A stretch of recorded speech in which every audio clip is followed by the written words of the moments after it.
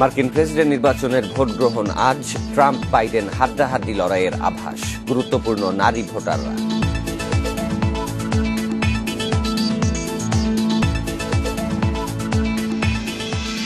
Jail হত্যায় সাজাপ্রাপ্ত 11 আসামির 10 জনই পলাতক। চক্রান্তকারীদের খুঁজতে আলাদা কমিশন গঠনের তাগিদ।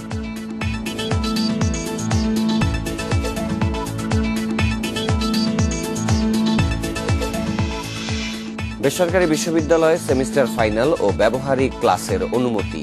ইউজিসির 7 নির্দেশনা।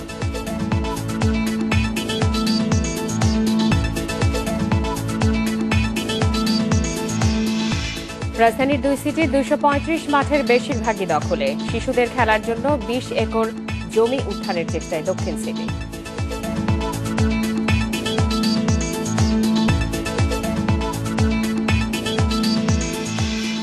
এবং ল্যাপটপ ও কম্পিউটার বিক্রি হচ্ছে 5 থেকে 7 ভাগ বেশি দামে। আমদানি কমায় বাজারে প্রযুক্তি পণ্য সংকটের দাবি।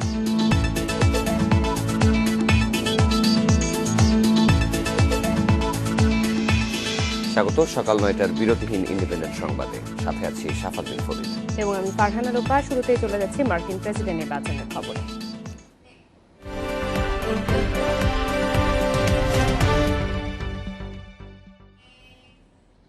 শেষ মুহূর্তের প্রচারে ব্যস্ত রিপাবলিকান প্রার্থী ডোনাল্ড ট্রাম্প ও ডেমোক্রেটিক প্রার্থী জো বাইডেন।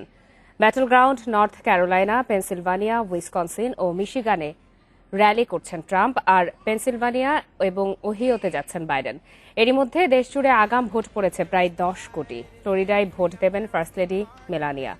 বাইডেনের সমর্থনে পিটসবার্গের র্যালিতে যোগ দেবেন লেডি গাগা এবং ফিলাডেলফিয়ায় রানিং মেট কমলা হ্যারিসকে সমর্থন দেবেন সঙ্গীতশিল্পী জন লেজেন্ড। এদিকে নিউ ইয়র্কে চূড়ান্ত ভোটের আগে জোরদার করা হয়েছে নিরাপত্তা ব্যবস্থা। মোতায়েন করা হয়েছে 36,000 আইন শৃঙ্খলা বাহিনীর সদস্য। We're going to address systemic racism. Truth over lies, the multiple lies he repeats. We know that Donald Trump was informed back on January 28th about the... প্রচলিত নিয়ম অনুসারে নির্বাচনে যে প্রার্থী বেশি ভোট পান তিনি ক্ষমতায় যান। তবে মার্কিন নির্বাচন পদ্ধতি প্রচলিত এ নিয়মের চেয়ে কিছুটা জটিল। এখানে জনগণের ভোট বেশি পেয়েও কেউ প্রেসিডেন্ট নির্বাচিত নাও হতে পারেন। প্রেসিডেন্ট হওয়া বা না হওয়ার বিষয়টি নির্ভর করে তিনি কতগুলো ইলেকটোরাল ভোট পেয়েছেন তার উপর। দিন শেষে যার ঝুলিতে 270 ইলেকটোরাল ভোট থাকবে, শেষ হাসি হাসবেন তিনি।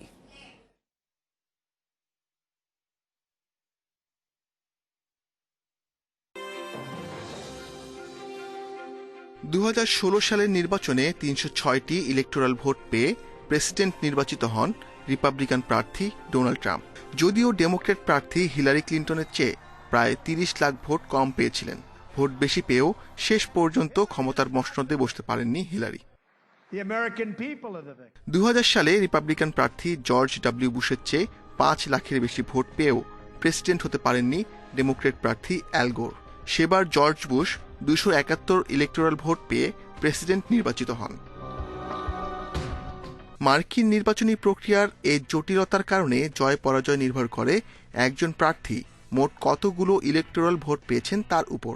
যুক্তরাষ্ট্রে প্রতিটি রাজ্যের জন্য সংরক্ষিত রয়েছে বিভিন্ন সংখ্যক ইলেকটোরাল ভোট। দুটি ছাড়া সব রাজ্যের নিয়ম হল যিনি জনপ্রিয় বা সাধারণ মানুষের ভোট বেশি পাবেন তিনি রাজ্যের সব ইলেকটোরাল ভোট পাবেন। সব মিলে যিনি 270 ইলেকটোরাল ভোট পাবেন তিনিই হবেন পরবর্তী প্রেসিডেন্ট। এ কারণে প্রার্থীদের কাছে কিছু কিছু অঙ্গরাজ্য খুবই গুরুত্বপূর্ণ, যেগুলোকে বলা হয় ব্যাটেল গ্রাউন্ড স্টেট বা নির্বাচনী রণক্ষেত্র। ইলেকটোরাল কলেজ পদ্ধতি অনুযায়ী যেসব রাজ্যে জনসংখ্যা বেশি সেখানে ইলেকটোরাল ভোটও বেশি। California, Texas, Florida, New York, Illinois, Pennsylvania, Ohio, Georgia, Michigan, North Carolina, New Jersey এই 11 রাজ্যেই রয়েছে 270টি ইলেকটোরাল ভোট। তাই এই রাজ্যগুলোতে যিনি জয় পাবেন তার প্রেসিডেন্ট নির্বাচিত হওয়া অনেকটাই নিশ্চিত। প্রথাগতভাবে মার্কিন নির্বাচনে বেশিরভাগ রাজ্যেই নির্দিষ্ট কিছু দলের পক্ষে ভোট দিয়ে থাকে। রিপাবলিকান সংখ্যাগরিষ্ঠ রাজ্যগুলো রেড স্টেট ও ডেমোক্র্যাট সংখ্যাগরিষ্ঠ রাজ্যগুলো ব্লু স্টেট নামে পরিচিত। অল্প কিছু রাজ্য রয়েছে যাদের সুইং স্টেট বা বেগুনি রং দিয়ে চিহ্নিত করা হয়। এরকম রাজ্য রয়েছে 12টি। শেষ পর্যন্ত এ রাজ্যগুলোই নির্বাচনে জয় পরাজয়ের মূল ভূমিকা রাখে। Ashiq Hossain, Independent News. এবারে মার্কিন নির্বাচনের সর্বশেষ তথ্য জানাতে ফ্লোরিডা থেকে যুক্ত হবেন সহকর্মী জাহিদ হোসেন। জাহিদ, আগাম ভোট তো শেষ হয়ে গেছে, আর কিছুক্ষণের মধ্যেই মূল নির্বাচনের তারিখ। তো শেষ মুহূর্তে দুই প্রার্থীর দিক থেকে কোন কোন বিষয়গুলো বিবেচ্য হচ্ছে, বিস্তারিত জানাবেন। অবশ্যই রাত পোহালেই এখানে নির্বাচন আসলে নির্বাচনের শেষ দিন বলা যায়, কারণ একটা লম্বা নির্বাচন প্রক্রিয়া, ভোট গ্রহণ হচ্ছে প্রায় 2 সপ্তাহের মতো হয়ে গেল। ফলে সব মিলিয়ে এটি বলা যায় যে একটা লম্বা নির্বাচন প্রক্রিয়ার সমাপ্তি হবে আগামী কালকে। এবং এক্ষেত্রে আমরা দেখেছি যে শেষ মুহূর্তে এসে আপনি জানেন যে যেই অঙ্গরাজ্যগুলির ভোট সবচেয়ে বেশি গুরুত্বপূর্ণ জয় পরাজয়ের ক্ষেত্রে 270 ম্যাজিক নাম্বারে ভোটানের জন্য, সেখানে ফ্লোরিডা আছে, উইসকনসিন, মিশিগান, পেনসিলভেনিয়া, এই রাজ্যগুলিতে চষে বেরিয়েছেন। নর্থ ক্যারোলিনাতেও আমরা দেখেছি একই অবস্থা, জর্জিয়া। ফলে এই পক্ষেই লোকেরা এবং দুই প্রার্থী নিজেও, এবং আমরা দেখেছি যে এই অঙ্গরাজ্যগুলির ভোটের জয় পরাজয় শেষ পর্যন্ত নির্বাচনের জয় পরাজয় নির্ধারণ করবে। এবং আমরা ফ্লোরিডাতে যদি দেখি তাহলে এখানে জো বাইডেন, তার পক্ষে সাবেক প্রেসিডেন্ট বারাক ওবামা, তিনিও একাধিক দিন গত এক সপ্তাহে এসেছেন।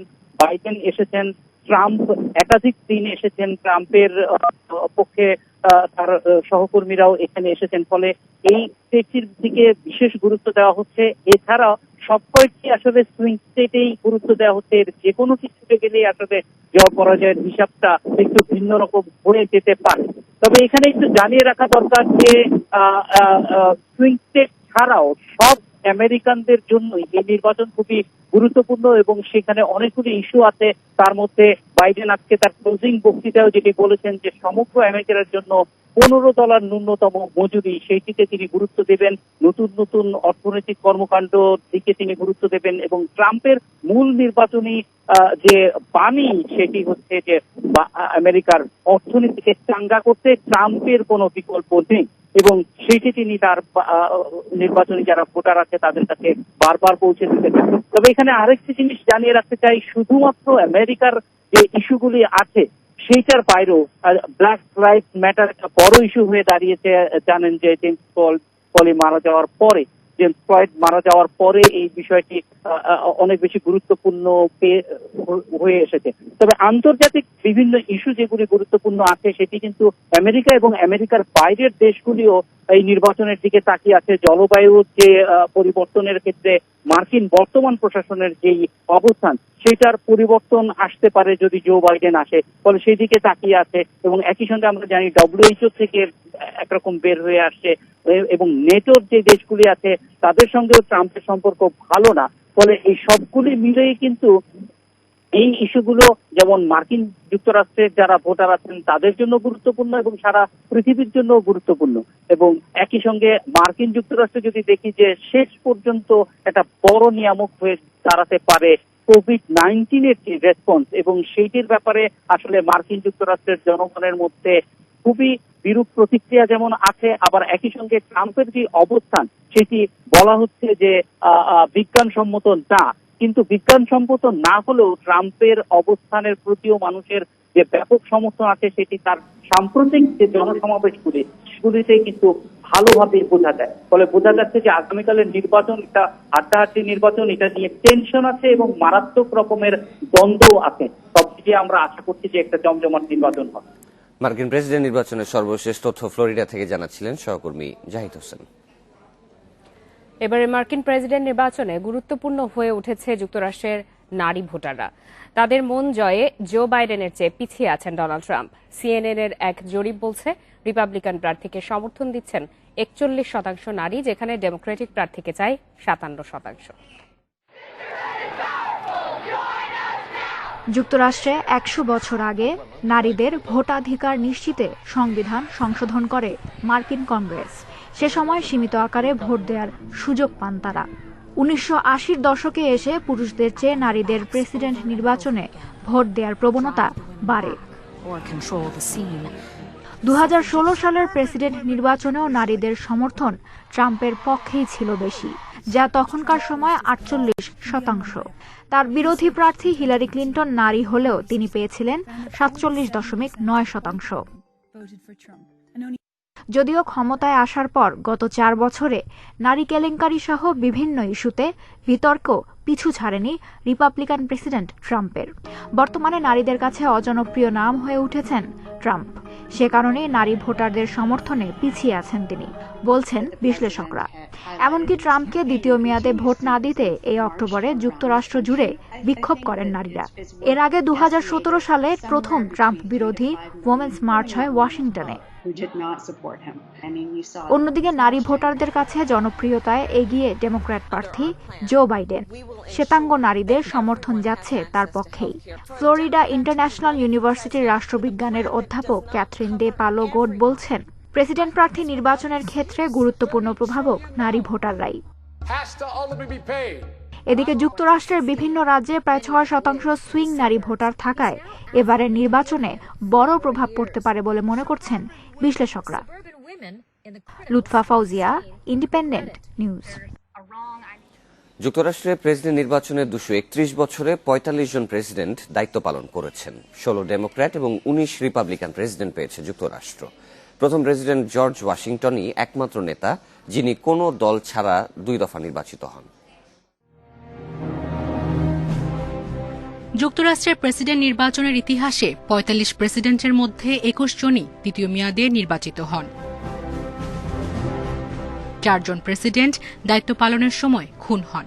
এর মধ্যে 1865 সালে আব্রাহাম লিঙ্কন, জেমস গার্টফিল্ড 1881-তে, উইলিয়াম ম্যাকেনলি 1901 সালে এবং জন এফ কেনেডি 1963 সালে।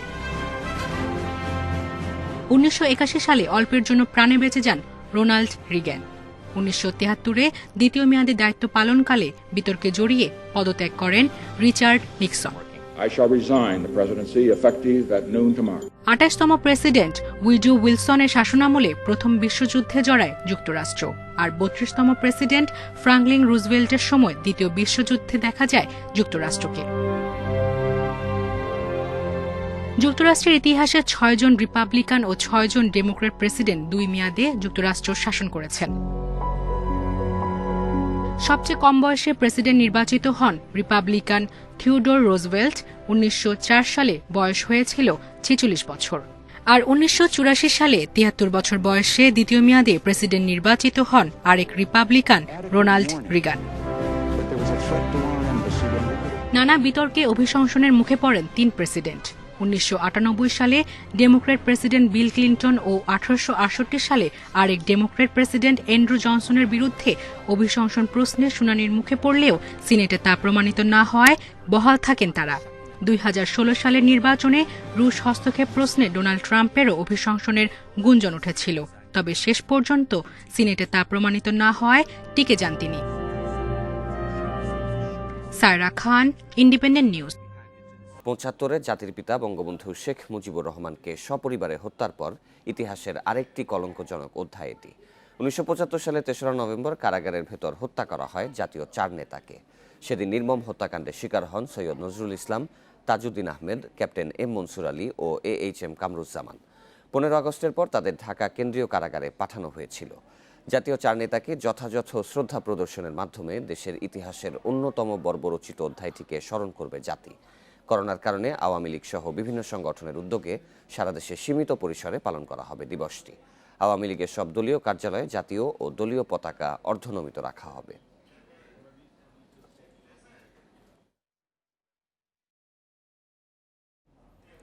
পঁয়তাল্লিশ বছর পরও জেল হত্যার 10 আসামির সাজা কার্যকর হয়নি। কেবল আব্দুল মাজেদের ফাঁসি হয়েছে বঙ্গবন্ধু হত্যা মামলায়। পলাতক দণ্ডপ্রাপ্ত আসামিদের মধ্যে 8 জনের অবস্থানই চিহ্নিত হয়নি। আইনমন্ত্রী বললেন 2 জনকে ফিরিয়ে আনার প্রক্রিয়া চলছে, আর অ্যাটর্নি জেনারেল বলছেন পলাতকদের অনেকেই বিভিন্ন দেশে নাগরিকত্ব পাওয়ায় ফিরিয়ে আনা কঠিন। 1975 সালের 3 নভেম্বর কারাগারে হত্যা করা হয় জাতীয় 4 নেতাকে। মামলা হয় পরদিনই, কিন্তু তদন্ত থমকে ছিল 21 বছর। বিচার শুরু হয় 2004 সালে। সে বছরের 20 অক্টোবর 3 জনকে ফাঁসি ও 12 আসামিকে যাবজ্জীবন কারাদণ্ড দেয় ঢাকার মহানগর দায়রা জজ আদালত। হাইকোর্ট পেরিয়ে সুপ্রিম কোর্টের আপিল বিভাগে যায় 2013 সালের এপ্রিলে। এই আদালতে 3 আসামির মৃত্যুদণ্ড ও 8 জনের যাবজ্জীবন দণ্ড বহাল থাকে। দণ্ডপ্রাপ্ত 8 আসামির অবস্থান এখনও নিশ্চিত হওয়া যায়নি। কেবল জানা গেছে নূর চৌধুরী আছেন কানাডায় ও রাশেদ চৌধুরী যুক্তরাষ্ট্রে। তাদের ফিরিয়ে আনাতে সেদেশের সরকারের সঙ্গে কয়েক দফা আলোচনা হয়েছে। আইনমন্ত্রী আনিসুল হক বলছেন, এখন সময় এসেছে বঙ্গবন্ধু ও জাতীয় 4 নেতা হত্যার পরিকল্পনাকারীদের খুঁজে বের করা।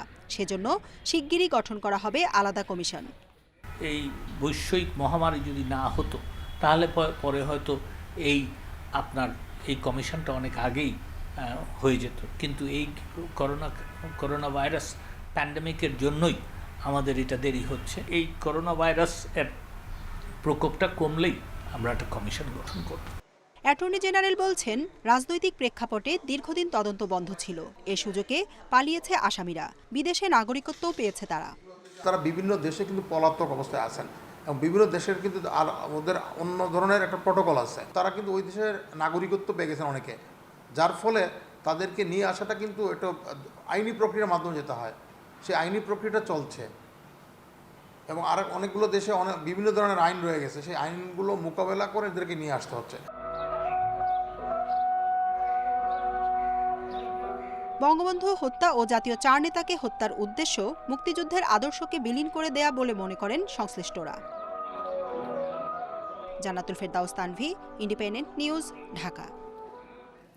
বঙ্গবন্ধুকে সপরিবারে হত্যা করে মুক্তিযুদ্ধের আদর্শকে সমূলে ধ্বংস করার লক্ষ্য বাস্তবায়নেই জাতীয় 4 নেতাকে হত্যা করা হয়েছিল, এমনটাই মনে করেন ইতিহাসবিদ ও রাজনীতি বিশ্লেষকেরা।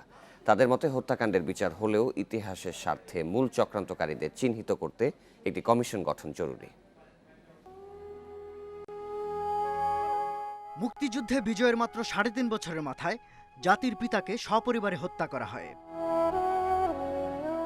অবৈধভাবে রাষ্ট্র ক্ষমতা দখলকারী ঘাতক চক্র বঙ্গবন্ধুর ঘনিষ্ঠ সহচর জাতীয় 4 নেতাকে নিজেদের দলে ভেড়ানোর চেষ্টা করে, কিন্তু সাড়া না পেয়ে 1975 সালের 22 আগস্ট গ্রেপ্তার করে সৈয়দ নজরুল ইসলাম, তাজউদ্দিন আহমেদ, ক্যাপ্টেন এম মনসুর আলী ও AHM কামরুজ্জামানকে। তারপরও ক্ষান্ত হয়নি কাপুরুষেরা। শেষ পর্যন্ত কারাগারে বন্দী অবস্থায় 3রা নভেম্বর ভোর 4টা থেকে 5:30টার মধ্যে 4 নেতাকে হত্যা করা হয়। যারা সেই স্বাধীনতা চায়নি, যারা স্বাধীনতা বিরোধী বা বাংলাদেশের ভালো যারা চায় না, তারাই কিন্তু ভেবেছে যে বঙ্গবন্ধুকে হত্যা করলে খালি বঙ্গবন্ধুকে সপরিবারে হত্যার পরপরই জেলখানায় যাদেরকে, যেমন আমার বাবাকে বঙ্গবন্ধু হত্যাকাণ্ডের পরপরই কিন্তু তাকে গ্রেফতার করা হয়। তাদের ভয় ছিল যে এই 4 নেতার প্রতি, জাতীয় 4 নেতা সৈয়দ নজরুল ইসলাম, তাজউদ্দিন আহমদ, ক্যাপ্টেন মনসুর আলী, কামরুজ্জামান, যে ওনাদেরকে দিয়ে তারা যে কোনো কিছু করাতে পারবে না। এই ভয়টা ছিল বলেই তারা তাকে শেষ পর্যন্ত তাদেরকে হত্যা করে। রাজনীতি বিশ্লেষকরা মনে করেন, শুধু 15 আগস্টের ঘাতকরাই এ হত্যায় জড়িত এমন ভাবাটা অতি সরলীকরণ।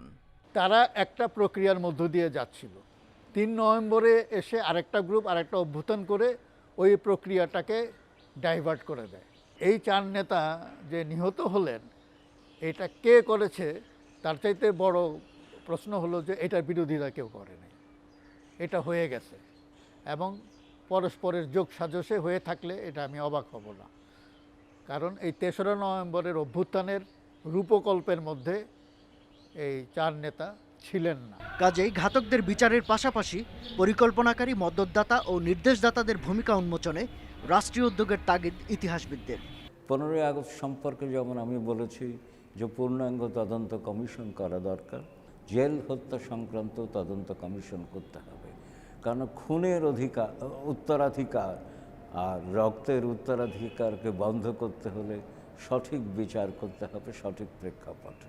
তাদের মতে হত্যাকাণ্ডের চক্রান্ত উন্মোচনে এ 2 কমিশনের তদন্ত প্রতিবেদন ও পর্যবেক্ষণ দেশে রাজনৈতিক হত্যা ও মুক্তিযুদ্ধের আদর্শ বিরোধিতার বিষয়কে আরও স্পষ্ট করবে। শাহাদাত স্বপন, ইন্ডিপেন্ডেন্ট নিউজ, ঢাকা। এদিকে প্রতিবারের মতো এবারও জেল হত্যা দিবস উপলক্ষে বিভিন্ন কর্মসূচি পালন করছে আওয়ামী লীগ। তবে করোনার কারণে সব আয়োজন হচ্ছে সীমিত পরিসরে। বরণী কবরস্থানে কারাগারে নির্মমভাবে নিহত জাতীয় 4 নেতার সমাধি ও 15 আগস্ট নিহত সব শহীদের কবরে ফুল দিয়ে শ্রদ্ধা জানাচ্ছে দলের নেতাকর্মীরা। সেখানে রয়েছেন সহকর্মী শাহাদাত স্বপন, যাব তার কাছে। স্বপন, শ্রদ্ধা নিবেদন শেষে আজকে সারাদিনে আর কি কি আয়োজন রয়েছে বিস্তারিত জানাবেন। দেখুন, বনানী কবরস্থানে আওয়ামী লীগের সাধারণ সম্পাদক আওয়ামী লীগের পক্ষ থেকে শ্রদ্ধা নিবেদন করতে এসেছিলেন সকাল 8:30টার দিকে। তিনি এখানে এসে জাতীয় 4 নেতার প্রতি শ্রদ্ধা নিবেদন করেছেন, পাশাপাশি 15 আগস্টে নিহতদের প্রতিও শ্রদ্ধা নিবেদন করেছেন। আপনি জানেন যে তাদেরকেও এই বনানী কবরস্থানে সমাহিত করা হয়েছে 15 আগস্টে যারা নিহত হয়েছিলেন। তো এর পরপর ওবায়দুল কাদের আবারও গণমাধ্যমের মুখোমুখি হয়েছিলেন। তিনি গণমাধ্যমের সাথে কথা বলেছেন এবং তার বক্তব্যের যে মূল অংশটি সেটি হচ্ছে যে তিনি আজকের দিনে নেতাকর্মীদের প্রতি এই শপথের আহ্বান জানিয়েছেন যে সে বঙ্গবন্ধু কন্যা শেখ হাসিনার নেতৃত্বে বাংলাদেশ থেকে সাম্প্রদায়িকতার, সব ধরনের সাম্প্রদায়িকতার বিষ বৃক্ষকে উপড়ে ফেলার শপথে বলিয়ান হওয়ার আহ্বান জানিয়েছেন নেতাকর্মীদের প্রতি। পাশাপাশি তিনি 4 নেতা এবং বঙ্গবন্ধুর যে রাজনৈতিক আদর্শ, সেই আদর্শের প্রতি শ্রদ্ধাশীল হয়ে নেতাকর্মীদের রাজনৈতিক পথ চলায় সামনে আগানোর আহ্বান জানিয়েছেন। এর পরপরই কিন্তু ওবায়দুল কাদেরের শ্রদ্ধা নিবেদনের পরপর এখানে এসেছিলেন আওয়ামী লীগের অন্যান্য নেতারা, পাশাপাশি যুবলীগ, স্বেচ্ছাসেবক লীগ, ছাত্রলীগ সহ আওয়ামী লীগের সহযোগী সংগঠনের নেতাকর্মীরাও এখানে এসেছেন। যে বিষয়টি আসলে বলছেন যে সামাজিক দূরত্বের বা করোনার জন্য সতর্কতার, সেই বিষয়টি কিন্তু এখানে আমরা এসে অনুপস্থিত দেখেছি। এখানে নেতাকর্মীরা গায়ের সাথে গা লাগিয়ে এখানে বেশ অনেক বড় জমায়েত হয়েছে যেটিকে বলতে হবে, অর্থাৎ সামাজিক দূরত্ব এখানে কিন্তু নিশ্চিত করা হয়নি। তো আজকে সারাদিনে আরও অনেক কর্মসূচি আছে, অর্থাৎ মিলাদ মাহফিল, দোয়া ইত্যাদি তো আছেই। পাশাপাশি আজকে বিকেল 3টায় আওয়ামী লীগের কেন্দ্রীয় কার্যালয়ে আজকের দিবস উপলক্ষে আওয়ামী লীগের একটি আলোচনা সভা আছে, যেটিতে আওয়ামী লীগের সভাপতি প্রধানমন্ত্রী শেখ হাসিনা উপস্থিত থাকবেন। তিনি অবশ্য গণভবন থেকে ভিডিও কনফারেন্সে সেই অনুষ্ঠানে যুক্ত হবেন এবং সেখানে তিনি বক্তব্য রাখবেন। এর পাশাপাশি আজকে সারাদিনই কিন্তু ঢাকা সহ সারা দেশেই আজকের দিনের স্মরণে নেতাকর্মীদের আজকের যে দিনের যে তাৎপর্য, সেই তাৎপর্যকে তুলে ধরে কিন্তু আওয়ামী লীগ এবং আওয়ামী লীগের বিভিন্ন অঙ্গ ও সহযোগী সংগঠন বিভিন্ন ধরনের কর্মসূচি পালন করবে। এই ছিল আমার কাছে জাতীয় 4 নেতার স্মরণে আওয়ামী লীগের যে কর্মসূচি, সেই কর্মসূচির সবশেষ খবর বনানী কবরস্থান থেকে। ডিসেম্বরে উদ্বোধন হচ্ছে না পুরান ঢাকার কারা জাদুঘর নির্মাণের, সময় লাগবে আরও 2 বছর। খালেদা জিয়ার অবস্থান ও করোনার কারণে কাজ পিছিয়েছে বলে জানিয়েছেন প্রকল্প পরিচালক। তবে এরই মধ্যে নকশা তৈরির কাজ শেষ হয়েছে। এখানে জাতির জনক বঙ্গবন্ধু শেখ মুজিবুর রহমান ও জাতীয় 4 নেতার স্মৃতি বিজড়িত 36টি ঐতিহাসিক স্থাপনা সংরক্ষণ করা হবে। ব্রিটিশ আমলে 1788 সালে ক্রিমিনাল ওয়ার্ড নির্মাণের মধ্য দিয়ে প্রতিষ্ঠিত হয়েছিল এই কারাগার। কালের পরিক্রমার পর তার রূপ নেয় ঢাকা কেন্দ্রীয় কারাগারে। তবে ব্রিটিশ বিরোধী আন্দোলন থেকে শুরু করে মহান স্বাধীনতা যুদ্ধ পর্যন্ত জাতির জনক বঙ্গবন্ধু শেখ মুজিবুর রহমান সহ অসংখ্য দেশপ্রেমিক কারাবন্দী ছিলেন এখানে। পরে জাতীয় 4 নেতাকে এখানেই হত্যা করা হয় 75-এর 3রা নভেম্বর। 228 বছরের পুরনো এই কারাগার থেকে 2016 সালে বন্দীদের নেওয়া হয় কেরানীগঞ্জ নতুন কেন্দ্রীয় কারাগারে। এখন এখানে চলছে পুরাতন ঢাকা কেন্দ্রীয় কারাগার ইতিহাস, ঐতিহাসিক ভবন সংরক্ষণ ও পারিপার্শ্বিক উন্নয়ন শীর্ষক প্রকল্প বাস্তবায়নের কাজ। এতে ভেঙে ফেলা হচ্ছে 95টি ভবন আর 36টি স্থাপনা সংরক্ষণ করা হবে গুরুত্বপূর্ণ ঐতিহাসিক স্মারক হিসেবে। আমাদের জাতীয় 4 নেতা, আমরা জানি 1975 সালে 3রা নভেম্বর ওনাদেরকে এখানে নৃশংসভাবে হত্যা করা হয়। তো ওই প্রেমিসটাতেও আপনারা জানেন যে এখানে আসলে মানুষ আসলে এক্স্যাক্টলি জানেও না যে আসলে এই অংশটা কোথায়। তো এই অংশটাতে আমরা কিন্তু আমাদের চিন্তাভাবনাটা এরকম যে একই সাথে এটা মানুষ এটা ভিজিট করবে এবং সেখানে ভিজিটররা আসার জন্য যেসব ফেসিলিটিস যুক্ত করা দরকার, অ্যামেনিটিস যুক্ত করা দরকার, সেগুলো আমরা যুক্ত করেছি। 607 কোটি 35 লাখ টাকার এই প্রকল্প 2018 সালের জুলাই শুরু হয়ে চলতি বছরের ডিসেম্বরে শেষ হওয়ার কথা। তবে বিএনপির নেত্রী খালেদা জিয়ার অবস্থান ও করোনার কারণে লম্বা সময় কাজ বন্ধ। তাই প্রকল্পের মেয়াদ বাড়ছে আরও 2 বছর। প্রকল্পটির মেয়াদ আরও 2 বছরের বাড়ানোর জন্য প্রস্তাব করা হয়েছে। অর্থাৎ আগামী 1 জানুয়ারি থেকে 2 বছর 31 ডিসেম্বর 2022 পর্যন্ত প্রকল্পের মেয়াদ বৃদ্ধি করার জন্য প্রস্তাব করা হয়েছে। এই বর্ধিত সময়ে আমরা প্রকল্পটি বাস্তবায়ন করতে সক্ষম হব। এখানকার 27 একর জমির 12 একরে হবে school, park, shopping mall, community centre সহ 600 গাড়ি পার্কিংয়ের ব্যবস্থা। Shahriar Anirban, independent News, Dhaka. বেসরকারি বিশ্ববিদ্যালয়ের সেমিস্টার ফাইনাল পরীক্ষা এবং ব্যবহারিক ক্লাস নেয়ার অনুমতি দিয়েছে বিশ্ববিদ্যালয় মঞ্জুরি কমিশন। এর জন্য 7টি নির্দেশনা দিয়েছে ইউজিসি। এই সিদ্ধান্তকে স্বাগত জানিয়েছেন শিক্ষার্থীরা। করোনার কারণে 7 মাসের বেশি সময় বন্ধ সব শিক্ষা প্রতিষ্ঠান, এতে বন্ধ আছে সব পরীক্ষাও। এই অবস্থায় সেমিস্টার পরীক্ষা এবং ব্যবহারিক ক্লাস নেয়ার অনুমতি চায় বেসরকারি বিশ্ববিদ্যালয়গুলো। এর পরিপ্রেক্ষিতে শিক্ষার্থীদের ভবিষ্যৎ কর্মজীবনের জন্য বেসরকারি বিশ্ববিদ্যালয়ে অনার্স ও মাস্টার্স পর্যায়ে সর্বশেষ সেমিস্টারের ব্যবহারিক ক্লাস ও পরীক্ষা নেয়ার অনুমতি দিয়েছে মঞ্জুরি কমিশন। ব্যবহারিক ক্লাস ও পরীক্ষার হলে এক শিক্ষার্থীর সঙ্গে অপরজনের দূরত্ব থাকতে হবে ন্যূনতম 6 ফুট। বিশ্ববিদ্যালয় ক্যাম্পাসেও একই দূরত্ব বজায় রাখা নিশ্চিত করতে হবে। এছাড়া ব্যবহারিক ক্লাস ও পরীক্ষার কারণে কোনো শিক্ষার্থী, শিক্ষক এবং কর্মকর্তা কর্মচারী করোনা ভাইরাসে আক্রান্ত হলে তার চিকিৎসার ব্যবস্থা করা স্ব বিশ্ববিদ্যালয়ের দায়িত্ব। একটি প্রোগ্রামে প্রতিদিন একটির বেশি প্র্যাকটিক্যাল ক্লাস অনুষ্ঠিত হতে পারবে না এবং একটি ক্লাসে 10 জনের বেশি শিক্ষার্থী উপস্থিত থাকতে পারবে না। আর শিক্ষার্থীরা ক্লাস শুরু হওয়ার আধা ঘন্টা পূর্বে শুধুমাত্র বিশ্ববিদ্যালয়ে প্রবেশ করতে পারবে। এদিকে এই সিদ্ধান্তে খুশি বেসরকারি বিশ্ববিদ্যালয় মালিক সমিতি। ল্যাব টেস্ট ও ক্লাসের অনুমতি প্রদান করেছে। এটা একটা সঠিক পদক্ষেপ, যার ফলে অনলাইন শিক্ষার অন্যতম দুর্বলতার একটি প্রতিবিধান পাওয়া গেল। শিক্ষার্থীরা বলছেন, শেষ সেমিস্টার ফাইনাল পরীক্ষার জন্য অনেকেই আটকে ছিলেন, ফলে তারা কোনো চাকরিতে আবেদন করতে পারছিলেন না। এখন পরীক্ষা শেষ হলে তাদের জন্য ভালো হবে। সেই সঙ্গে বিশ্ববিদ্যালয়ের ফি কমানোর বিষয়ে সুনির্দিষ্ট নির্দেশনাও চান শিক্ষার্থীরা। নূরে আলম, ইন্ডিপেন্ডেন্ট নিউজ, ঢাকা। চিকিৎসার আশায় একে একে 3 হাসপাতাল, তবে তা পেল না 2 নবজাতক। বিনা চিকিৎসাতেই পৃথিবী ছাড়তে হলো তাদের। এ ঘটনায় হাইকোর্ট শতপ্রণোদিত হয়ে ওই 3 হাসপাতাল কর্তৃপক্ষকে ব্যাখ্যা দেওয়ার নির্দেশ দিয়েছে 48 ঘন্টার মধ্যে। পাশাপাশি তাদের চিকিৎসার ব্যাপারে নিষ্ক্রিয়তা কেন অবৈধ হবে না তা জানতে চেয়ে রুলও দেয়া হয়েছে। সোমবার বেলা 2:30টার দিকে হঠাৎ হাইকোর্ট প্রাঙ্গণে অ্যাম্বুলেন্স। বিনা চিকিৎসায় 2 নবজাতক সন্তানের মৃত্যুর বিচার চাইতে এসেছেন হাইকোর্টেরই কর্মচারী মোহাম্মদ আবুল কালাম আজাদ। ঘটনার শুরু রোববার রাতে। স্ত্রীর প্রসব ব্যথা উঠলে তাকে নিয়ে আবুল কালাম আজাদ রওনা দেন মুগদার ইসলামিক ব্যাংক হাসপাতালের উদ্দেশ্যে। পথেই সিএনজি চালিত অটোরিকশায় জন্ম হয় অপরিণত যমজ বাচ্চার। ইনকিউবেটর না থাকায় ইসলামিক ব্যাংক হাসপাতাল তাদের নিয়ে যেতে বলে শিশু হাসপাতালে। সেখানে প্রতিদিন ইনকিউবেটর চার্জ 10,000 টাকা চাওয়া হলে নবজাতকদের সেখানে ভর্তি করাতে পারেননি পিতা। পরে নবজাতকদের নিয়ে যান বঙ্গবন্ধু শেখ মুজিব মেডিকেল বিশ্ববিদ্যালয়ে, সেখানেও ভর্তিতে বিলম্ব। অবশেষে চিকিৎসক যখন অ্যাম্বুলেন্সে থাকা নবজাতকদের দেখতে যান, তার আগেই থেমে যায় তাদের প্রাণস্পন্দন। এ ঘটনায় বিচারপতি মোহাম্মদ নজরুল ইসলাম তালুকদার ও বিচারপতি আহমেদ সোহেলের সমন্বয়ে গঠিত হাইকোর্ট বেঞ্চ স্বপ্রণোদিত হয়ে ওই 3 হাসপাতাল কর্তৃপক্ষের কাছে 48 ঘন্টার মধ্যে ব্যাখ্যা চেয়েছেন। খুবই অমানবিক বলেছেন, যেটা আগে তো এদের চিকিৎসা হবে, তারপরে হয়তো টাকা পয়সা, যেটা শিশু হাসপাতালে আগে টাকা জমা দেওয়ার কথা বলেছে, ওনারা বলছে আগে তো চিকিৎসা করাতে হবে, তারপর ওই একজন স্টাফের কাছে তাৎক্ষণিক হয়তো টাকা নাই, আগে চিকিৎসা করাতো, তারপর বাকিটার বিষয়টা দেখা হতো। আর এটা কোনো গরিব রোগী যদি থাকে, প্রত্যেক হাসপাতালে যদি কোনো নির্দিষ্ট ফি থাকে, সেটা মকুব করার ব্যবস্থাও থাকে। এ কারণে মূলত হাইকোর্ট খুব অসন্তোষ হয়েছেন এবং এই কারণেই সুমোটো রুলটা জারি করেছেন।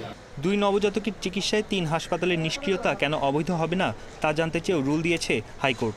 তাদের কেন চিকিৎসা দেওয়া হয় নাই, সেটা কেন অবৈধ ঘোষণা করা হবে না, এই মর্মে 48 ঘন্টার মধ্যে ব্যাখ্যা চেয়েছেন এবং 48 ঘন্টার মধ্যে ওনারা হাইকোর্টে এর ব্যাখ্যা দেওয়ার পর পরবর্তী আদেশ দেওয়া হবে। 2 নবজাতকের মৃত্যুর ঘটনায় পরবর্তী শুনানি হবে বৃহস্পতিবার। বনি ইবনে কামাল, ইন্ডিপেন্ডেন্ট নিউজ, ঢাকা। কুমিল্লার মুরাদনগরে ফেসবুকে স্ট্যাটাস দেওয়ার বিষয়টি ধর্মীয় নয়, ব্যক্তিগত শত্রুতা থেকে এই ঘটনা বলে মন্তব্য করেছেন চট্টগ্রাম রেঞ্জের ডিআইজি আনোয়ার হোসেন। সোমবার ঘটনাস্থল পরিদর্শনে গিয়ে একথা জানান তিনি। এ সময় তিনি গুজবে কান্না দিয়ে সবাইকে শান্ত থাকার আহ্বান জানান। এ ঘটনায় জড়িতদের বিরুদ্ধে তদন্ত করে ব্যবস্থা নেওয়া হবে বলেও জানান ডিআইজি। এ সময় স্থানীয় জনপ্রতিনিধি ও প্রশাসনের কর্মকর্তারা উপস্থিত ছিলেন। ঢাকার বিশেষ জজ আদালত 10-এর বিচারক মোহাম্মদ নজরুল ইসলাম সময় আবেদন মঞ্জুর করে নতুন এই দিন ধার্য করেন। মামলার অভিযোগ গঠনের জন্য শুনানির দিন ধার্য থাকায় জি.কে. শামীমকে সোমবার কারাগার থেকে আদালতে হাজির করা হয়। তবে মামলার অন্য আসামিদের আদালতে হাজির না করায় সময়ের আবেদন করে রাষ্ট্রপক্ষ। এর আগে 5 অক্টোবর ঢাকা মহানগর আদালতের বিচারক কে.এম. ইমরুল কায়েস অভিযোগপত্র আমলে নিয়ে 2 নভেম্বর অভিযোগপত্র গঠনের শুনানির জন্য দিন ধার্য করেন। একই সঙ্গে আদালত মামলাটি বিচারের জন্য ঢাকার বিশেষ জজ আদালতে বদলি করেন। 2019 সালের 21 সেপ্টেম্বর অর্থ পাচার প্রতিরোধ আইনে মামলাটি করে র্যাব। ডিসেম্বরের শেষ সপ্তাহে শুরু হবে পৌরসভা নির্বাচন। 291 পৌরসভার ভোট হবে 5 ধাপে। সোমবার নির্বাচন ভবনে বৈঠক শেষে তথ্য জানান প্রধান নির্বাচন কমিশনার কে.এম. নুরুল হুদা। তিনি জানান দ্রুতই নির্বাচনের তফসিল ঘোষণা করা হবে। পৌর নির্বাচনে ভোট গ্রহণ হবে ইলেকট্রনিক ভোটিং মেশিনে ইভিএমে। নির্বাচনের জন্য সব প্রস্তুতি নিচ্ছে কমিশন। সীমানা জটিলতা ও মামলাজনিত কারণে আপাতত নির্বাচন হচ্ছে না 38 পৌরসভায়। আইন অনুযায়ী পৌরসভার মেয়াদ শেষ হওয়ার আগে 90 দিনের মধ্যে নির্বাচনের বাধ্যবাধকতা রয়েছে। ফেব্রুয়ারি মাসের ফার্স্ট উইকের মধ্যে যে সমস্ত নির্বাচনগুলো ডিউ হবে ওই নির্বাচনগুলো আমরা করে ফেলবো হয়তো ডিসেম্বরের শেষের দিকে। পৌরসভা নির্বাচন যেগুলো সেগুলো ইভিএমে হবে।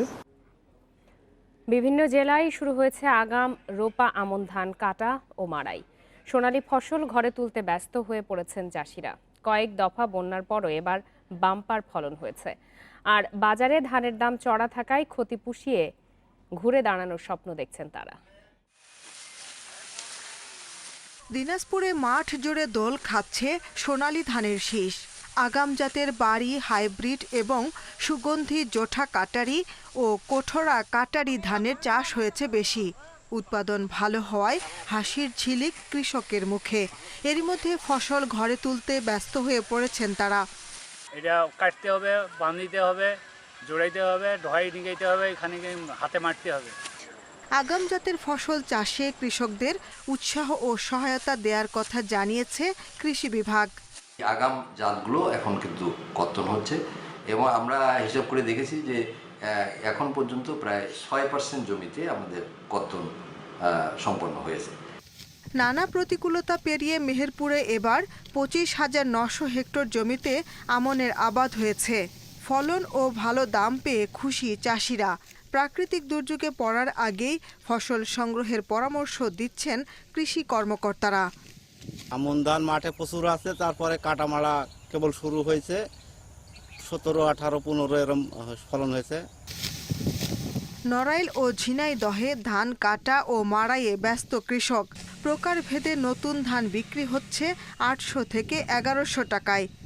খুব সুন্দর ফসল পাইছি আমরা, পোকা টাকা খুব কম আছে। এখন তো আমরা ধান কাটতেছি। এত সুন্দর ফসল আমরা বহুদিন পাইনি। কোন একটা জমিতে যে এই জমিটা খারাপ এ বলার কায়দা নেই। আমনের বাম্পার ফলন হয়েছে চুয়াডাঙ্গাতেও। এতে বন্যার ক্ষতি পুষিয়ে নেয়ার আশা চাষিদের। ধানটা খুব মাঠে ভালো হয়েছে। এর আগেও আমরা করেছি এই ধান, খুব সুন্দর ফলন হয়। ধানটা খুব ভাত খেতেও খুব ভালো। যশোরের শার্শা ও বেনাপোলে হাইব্রিড জাতের ধান চাষ হয়েছে বেশি। বিঘা প্রতি উৎপাদন হয়েছে 25 থেকে 30 মণ। Shahnaz Parvin, Independent News Desk. প্রত্নতত্ত্ব অধিদপ্তরের নিয়ন্ত্রিত বাগেরহাটের ঐতিহাসিক 60 গম্বুজ মসজিদ সংলগ্ন বিশাল আকৃতির ঘোড়া দিঘিতে মাছ শিকার নিষিদ্ধ হলেও সরকারের এক সচিব আর স্থানীয় জেলা প্রশাসক সেখানে বড়শি ফেলে মাছ ধরেন সারাদিন ধরে। এরপর থেকে ওই দিঘির বড় বড় মাছ মরে ভেসে উঠতে শুরু করে। মাছ শিকারের টোপ হিসেবে বেশি খাবার ফেলায় পানি দূষিত হয়ে মাছগুলো মারা গেছে এমন অভিযোগ উঠেছে। ঐতিহাসিক 60 গম্বুজ মসজিদের পেছনে এই বিশাল ঘোড়া দিঘি সংরক্ষিত জলাশয় হওয়ায় 2001 সাল থেকে সেখানে মাছ ধরা নিষিদ্ধ করা হয়েছে। 25 ও 26 অক্টোবর 8 থেকে 16 কেজি ওজনের 4টি কাতল ও 2টি গ্রাস কার্প মাছ মরে ভেসে ওঠে দিঘিতে। এর মধ্যে 2টি পচে যায় বাকি 4টি মাছ নিলামে বিক্রি করে টাকা জমা করা হয় সরকারি কোষাগারে। 5 সদস্য মিলে এই মাছ আমরা বিক্রি করি ওপেন টেন্ডারে। সর্বোচ্চ দরদাতা তাকে এই মাছ প্রদান। অভিযোগ আছে নিষেধ থাকা সত্ত্বেও 23 অক্টোবর জনপ্রশাসন মন্ত্রণালয়ের সচিব ইউসুফ আবদুল্লাহ হারুন দিঘিতে মাছ শিকার করেন। টোপের জন্য ফেলা খাবারের কারণে মাছগুলোর মৃত্যু হয়েছে বলে ধারণা অনেকের। যেটা হয়েছে যে আমাদের তার আগে সংস্থাপক সচিব মহোদয় ছিল, উনি যে চারা দিছিল মাছে, এই জন্য ওইটার একটু ঘনীভূত বেশি হয়েছে আর বুঝছেন এইটা বেশি হয়েছে, এরকম হতে পারে। যারা বয়সটা তার সম্মান জানায় একটু মাছ ধরার ব্যবস্থা করবো, এটা ব্রিটিশ আমল থেকে একটা আমাদেরও এটাকে এই করতে হবে। তবে মৎস্য বিভাগের দাবি পানিতে অক্সিজেনের ঘাটতি হওয়ায় মাছ মরেছে। অতিবৃষ্টি এবং সূর্যালোক না ওঠার পরিপ্রেক্ষিতে সালোক সংশ্লেষণজনিত কারণেই অক্সিজেন স্বল্পতা হয়েছে। অক্সিজেন স্বল্পতার জন্যই সেখানে কয়েকটি কাতলা মাছ এবং 2টি গ্রাস কার্পের মৃত্যু হয়েছে বলে আমরা অবহিত হয়েছি। অন্য কোনো ভৌত রাসায়নিক গুণাগুণের কোনো সমস্যা হয়নি। এই ঘটনার পর প্রশ্নের মুখে পড়েছে দিঘির রক্ষণাবেক্ষণ। দাবি উঠেছে এর পুনরাবৃত্তি রোধের। Independent News desk. রাজধানীতে শিশু কিশোরদের জন্য নেই পর্যাপ্ত খেলার মাঠ। 2 সিটির 235 মাঠের বেশিরভাগই দখলদারদের হাতে। শিশুর শারীরিক মানসিক বিকাশে খেলাধুলার বিকল্প নেই জানিয়ে তা উদ্ধারের তাগিদ দিচ্ছেন বিশেষজ্ঞরা। এদিকে দক্ষিণ ঢাকায় মাঠের জন্য 20 একর জমি উদ্ধারের কথা জানিয়েছেন মেয়র শেখ ফজলে নূর তাপস। সবুজ মাঠের সঙ্গে পরিচয় নেই উন্মুক্ত পরিসরে খেলার সুযোগ। অবসরে তাই এভাবেই খেলার চেষ্টা শিশু কিশোরদের। স্কুলের কোনো মাঠ নাই, বাসার আশেপাশেও কোনো মাঠ নাই, ছাদে আমরা ছোট জায়গায় কোনো মতে খেলছি। আমাদের তো কোনো খেলার জায়গায় নেই, কোথায় খেলবো? এর জন্যই আমরা ছাদে খেলতে আসি। জনসংখ্যা অনুপাতে ঢাকায় খেলার মাঠ থাকার কথা 1300, সেখানে 2 সিটিতে মাঠের সংখ্যা 235টি। এর মধ্যে আবার 42টিতে আছে সাধারণের প্রবেশাধিকার।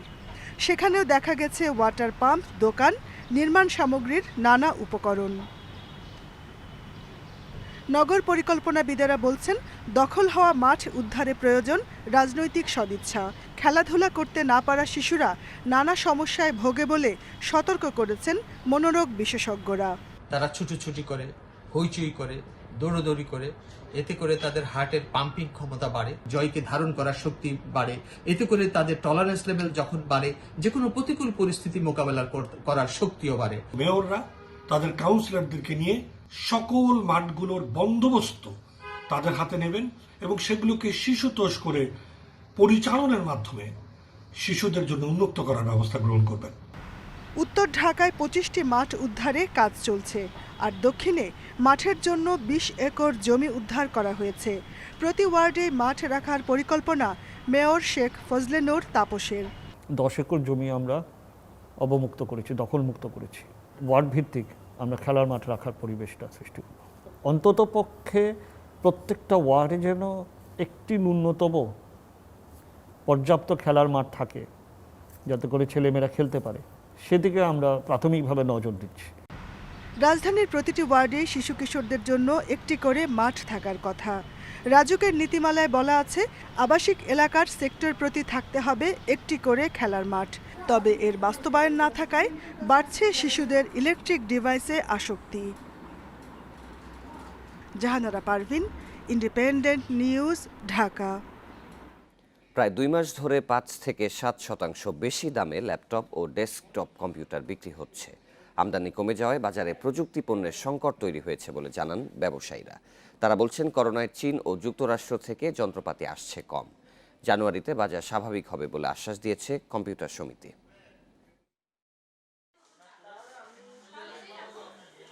করোনায় কম্পিউটার, ল্যাপটপ, ওয়েবক্যাম ও হেডফোন সহ বিভিন্ন প্রযুক্তি পণ্যের ব্যবহার বেড়েছে, পাশাপাশি বেড়েছে বিক্রিও। এই সুযোগে দাম বাড়িয়ে দিয়েছে ব্যবসায়ীরা। যে র্যামগুলো প্রিভিয়াসলি 5,000-6,000 টাকা ছিল, সেম র্যাম এখন 8,500। মন মতো যেটা আছে সেটা তো পাচ্ছিই না, বাট যেগুলো হচ্ছে ওগুলা প্রাইসে অনেক বেশি। দামটা একটু আপ, অনলাইন প্রাইস থেকে একটু আপ। নরমালি যেমন 28,000 টাকা প্রোডাক্টে 30,000 পাওয়া যাচ্ছে। এদিকে বিক্রেতারা বলছেন একদিকে চাহিদা বেড়েছে, অন্যদিকে প্রযুক্তি পণ্যের আমদানি কমেছে।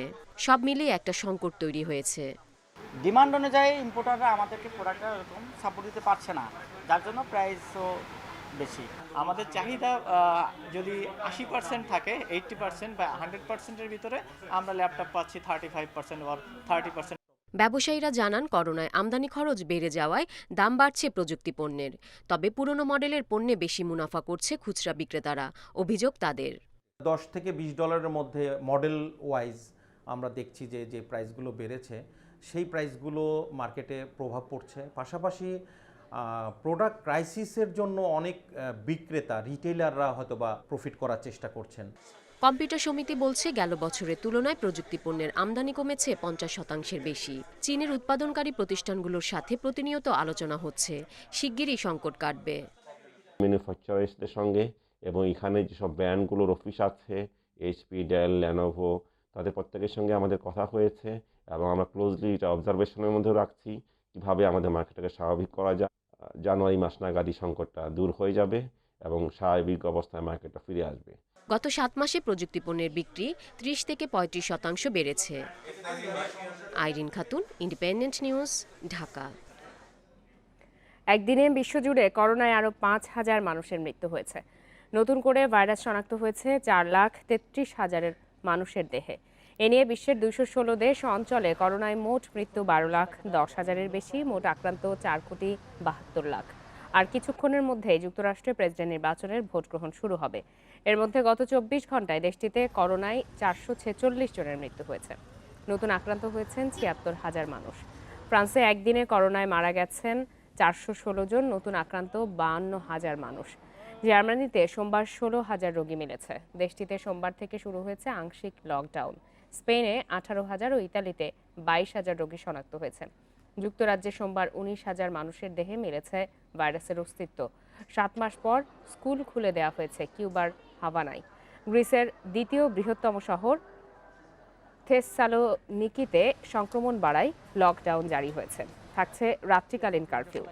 এদিকে পর্তুগালের সংক্রমণ বাড়ায় দেশ জুড়ে জরুরি অবস্থা জারি করেছেন পর্তুগিজ প্রধানমন্ত্রী অ্যান্টোনিও কস্তা। আসন্ন বঙ্গবন্ধু টি-20 কাপে ক্রিকেটারদের ফিটনেস দেখতে হবে ইয়ো টেস্ট। তারই ধারাবাহিকতায় প্রথম দিন ট্রায়াল দিয়েছেন তামিম সহ জাতীয় দলের 7 ক্রিকেটার। সর্বোচ্চ 22.1 নম্বর তুলেছেন পেসার আল আমিন। বিসিবির প্রধান চিকিৎসক বলছেন, আধুনিক এই পদ্ধতির সঙ্গে মানিয়ে নেওয়া চ্যালেঞ্জিং হলেও ক্রিকেটারদের ফিটনেস বাড়াতে সাহায্য করবে ইয়ো টেস্ট। টাইগারদের ফিটনেস পরীক্ষায় এতদিন বিপ টেস্ট অনুসরণ করা হতো। এই প্রথম মানদণ্ড হিসেবে ব্যবহার করা হচ্ছে ইয়ো টেস্ট। যদিও ভারত, শ্রীলঙ্কা, পাকিস্তান, ইংল্যান্ড, অস্ট্রেলিয়ায় অনেক আগে থেকেই ব্যবহৃত হচ্ছে এই পদ্ধতি। ভারতে ইয়ো টেস্টের ন্যূনতম মানদণ্ড 16.1, পাকিস্তান ও শ্রীলঙ্কায় 17.4, ইংল্যান্ড ও নিউজিল্যান্ডে 19। বিপ টেস্ট ও ইয়ো টেস্ট অনেকটা কাছাকাছি। মূল পার্থক্য, বিপ টেস্টে বিভিন্ন ধাপে দৌড়াতে হয় টানা। ইয়ো টেস্টে বিভিন্ন ধাপের মধ্যে 5 থেকে 10 সেকেন্ড বিরতি নেওয়ার সুযোগ থাকে, তবে ধাপগুলোতে পর্যায়ক্রমে কমে আসে দৌড়ানোর সময়। ক্রিকেটারদের সাধারণত স্ট্যামিনা, স্ট্রেংথ, পাওয়ার, ফ্লেক্সিবিলিটি, এজিলিটি এ ধরনের বেশ কিছু পরীক্ষার মধ্যে দিয়ে যেতে হয়। এর মধ্যে খুব ইম্পর্ট্যান্ট একটা পরীক্ষা হচ্ছে এন্ডুরেন্স অথবা স্ট্যামিনা বা দমের পরীক্ষা। এই দমের পরীক্ষার জন্য সারা পৃথিবীতে বেশ কিছু পদ্ধতি প্রচলিত আছে, যার মধ্যে বিপ টেস্ট অথবা ব্লিপ টেস্ট এবং ইয়ো টেস্ট খুবই জনপ্রিয়। প্রথম দিন ট্রায়ালে অংশ নেওয়া ক্রিকেটারদের বেঞ্চমার্ক বেঁধে দেওয়া হয় 17-18। 7 ক্রিকেটারের মধ্যে সর্বোচ্চ 22.1 তুলেছেন পেসার আল আমিন। বিপ টেস্টের মতো হলেও ইয়ো ফিটনেস পরীক্ষা অন্যগুলোর চাইতে কঠিন ও কষ্টসাধ্য। জাতীয় দলের আগে HP স্কোয়াডের অনুশীলন শুরুর দিনেই হয়েছে ইয়ো টেস্ট। বিপ টেস্টে 11 অথবা 11-এর উপরের স্কোরকে সাধারণত সন্তোষজনক বলে ধরে নেওয়া হয় এবং অনেক ক্রিকেট কোচ অথবা ক্রিকেট অথরিটি 11-এর উপরের স্কোরকে বেঞ্চমার্ক বলে মনে করেন। আর ইয়ো টেস্টে 16-17 এরকম স্কোরকে অনেকেই সন্তোষজনক বলে ধরে নেয়। এ মাসের তৃতীয় সপ্তাহে মাঠে গড়াচ্ছে টি-20 কাপ। তার আগে ইয়ো টেস্ট দেবেন ক্রিকেটাররা। পাশ করলেই মিলবে 20 ওভারের ক্রিকেট খেলার ছাড়পত্র। Saiful Majumdar, independent news. আইপিএলে রয়্যাল চ্যালেঞ্জার্স বেঙ্গালুরুকে 6 উইকেটে হারিয়েছে দিল্লি ক্যাপিটালস। এই জয়ে টেবিলের 2 থেকে প্লে অফে পৌঁছে গেছে দিল্লি। অন্যদিকে শেষ ম্যাচ হেরেও তৃতীয় দল হিসাবে কোয়ালিফাই করেছে বেঙ্গালুরু, খেলবে এলিমিনেটরে। টস হেরে ব্যাটিংয়ে নামে বেঙ্গালুরু। ওপেনার ফিলিপে হতাশ করলেও 50 করে ফেরেন দেবদূত পাদিকাল। তবে বিরাট কোহলি ছিলেন অনুজ্জ্বল, 35 করে রান আউটের শিকার ডিভিলিয়ার্স। মাঝে শিবম দুবের 17 রানের অবদানে 152 রানের পুঁজি পায় বেঙ্গালুরু। জবাবে পৃথ্বী শ দ্রুত ফিরলেও এক প্রান্ত আগলে দলকে এগিয়ে নেন শিখর ধাওয়ান। তার ব্যাটে আসে 54 রান। এরপর 46 বলে 60 রান করে জয়ের ভিত গড়ে আউট হন আজিঙ্কা রাহানে। শেষ দিকে পান্থ স্টয়নিসের ছোট জুটিতে 6 বল হাতে রেখে লক্ষ্যে পৌঁছায় দিল্লি। এদিকে আইপিএলে প্লে অফ নিশ্চিতে রাতে মুম্বাই ইন্ডিয়ান্সের মুখোমুখি হচ্ছে সানরাইজার্স হায়দ্রাবাদ। শারজাহ ক্রিকেট স্টেডিয়ামে ম্যাচ শুরু রাত 8টায়। গ্রুপ পর্বের শেষ ম্যাচে প্লে অফ নির্ধারণ এটাই প্রমাণ করে আসর কতটা জমজমাট হয়েছে। ডিকক, ঈশান কিষান, বুমরাদের নৈপুণ্যে শেষ 4 নিশ্চিত করে মুম্বাই। হায়দ্রাবাদকে হারিয়ে আত্মবিশ্বাস ধরে রাখার লক্ষ্য 4 বারের চ্যাম্পিয়নদের। চোটের কারণে এই ম্যাচেও অনিশ্চিত রোহিত শর্মা। হার্দিক পান্ডিয়ার অন্তর্ভুক্তি দলে ভারসাম্য ফেরাতে পারে। বিপরীতে শেষ 4-এর কঠিন সমীকরণ পারফরমেন্স দিয়ে সহজ করতে চায় হায়দ্রাবাদ। জয় পেতে উইনিং কম্বিনেশন ধরে রাখতে চায় ওয়ার্নারের দল। গুরুত্বপূর্ণ ম্যাচে হায়দ্রাবাদের স্পটলাইটে থাকছেন ঋদ্ধিমান সাহা। মুম্বাই হায়দ্রাবাদ ম্যাচের উপর নির্ভর করবে কলকাতার প্লে অফ ভাগ্য। মুম্বাই জিতলে কোয়ালিফাই করবে কলকাতা। নেপালের বিপক্ষে জয়ের জন্য ক্ষুধার্ত এক দলকে দেখার বিশ্বাস জামাল ভুঁইয়ার। ম্যাচের জন্য প্রস্তুত হতে কঠোর পরিশ্রমের বিকল্প নেই বলছেন অধিনায়ক। আর সহকারী কোচ স্টুয়ার্ট ওয়াটকিসের মতে কয়েকটি প্রস্তুতি ম্যাচ খেলার মধ্য দিয়ে প্রত্যাশিত ফিটনেস ফিরে পাবেন ফুটবলাররা। বঙ্গবন্ধু স্টেডিয়ামে আজও অনুশীলন করেছেন 34 footballer. Under 13, I think you will see a Bangladeshi team who is hungry, who want to win, because you know all you guys you keep talking about, hey, তোমরা দুইবার যে নেপালের সাথে হারছো, এই এটা কি? So of course it's in the players' mind that we want to win this match, and you know we have to win. অধিনায়কের কথায় লক্ষ্য স্পষ্ট, যে কোনো মূল্যেই নেপালকে হারাতে মরিয়া বেঙ্গল টাইগার্স। শুধু দীর্ঘদিন পর মাঠে ফেরার হিসেবটাই নয়, প্রতিপক্ষের কাছে শেষ 2 বার হারের স্মৃতিও তো তরতাজা। বদলে যাওয়া প্রেক্ষাপটে বাজে স্মৃতি ভুলে নতুন শুরুর উপলক্ষ জামালদের। কিন্তু ফুটবলারদের ফিটনেস নিয়ে শঙ্কা কাটছে না। প্রস্তুতি ক্যাম্প সপ্তাহ পেরোলেও ফিটনেস টেস্টে up to the mark tag মিলেছে অল্প কয়েকজনের। সে তালিকায় এগিয়ে বসুন্ধরা কিংসের হয়ে আগে থেকে অনুশীলনে থাকা ফুটবলাররা। শেষ পর্যন্ত পরিস্থিতি না বদলালে সেরা একাদশ খুঁজতেই কি হিমশিম খেতে হবে ম্যানেজমেন্টকে? তারেক কাজীর মতো নতুন ডাক পাওয়া ফুটবলারদের উপর কতটা আস্থা দলের? অবশ্যই সমস্যা হবে, কারণ অনেক দিন পর। So but we have to practice hard, as I said. We have to আমরা সব tactical fitness মানে সব all the aspects we have to train that, otherwise we will have problems, honestly speaking. If you have been in a team in a long time, তার তোমার confidence level অনেক high, but if you're just new to a team you'll be a little bit shy. Tariq same, but he's doing well. কেবল fitness আর skill ট্রেনিংয়ে সীমাবদ্ধ থাকেনি সোমবারের অনুশীলন।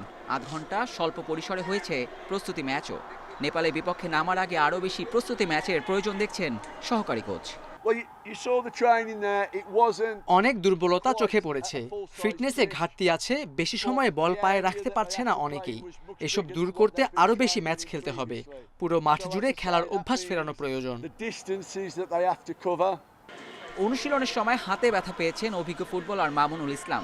ছোটখাটো ইনজুরিতে ভুগছেন আরও কয়েকজন। ম্যাচের সময় যতই ঘনিয়ে আসছে, চিন্তাও বাড়ছে ম্যানেজমেন্টের। Abidur Rahman, Independent News, Dhaka. আর এই ছিল এখনকার ইন্ডিপেন্ডেন্ট সংবাদে।